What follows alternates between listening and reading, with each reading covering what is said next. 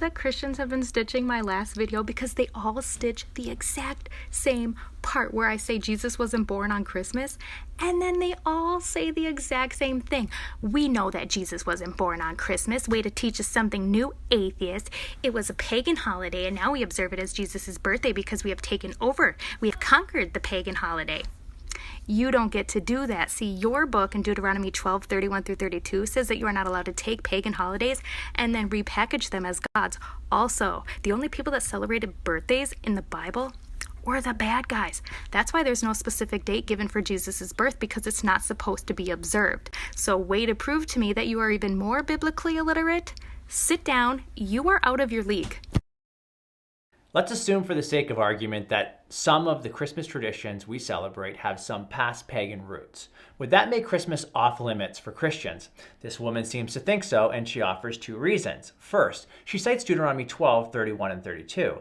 But this passage is about taking certain abominable acts of worship to a false god, like child sacrifice, and performing those same immoral acts of worship to the true God.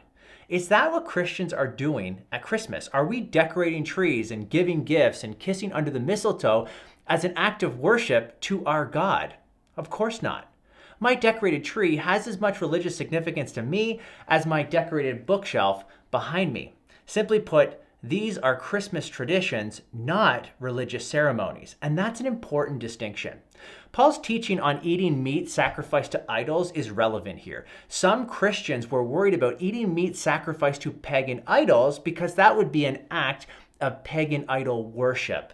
But Paul says there's no power in the object itself. So the mere act of eating pagan meat isn't an act of pagan worship. Likewise, the mere act of decorating a pagan tree isn't an act of pagan worship either.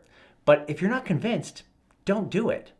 Second, she says celebrating birthdays is wrong because the only people who celebrated birthdays were the bad guys. This commits the guilt by association fallacy. Here's how it works. You discredit something based on its association to an undesirable person or group. For example, Hitler drove a car, so driving a car is bad. See, the Bible describes two birthdays, one for Pharaoh, one for Herod. And in both cases, they do something evil. But this does not mean birthdays are evil. It means Pharaoh and Herod are evil.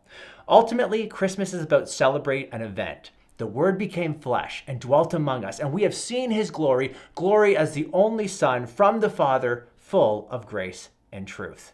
Merry Christmas.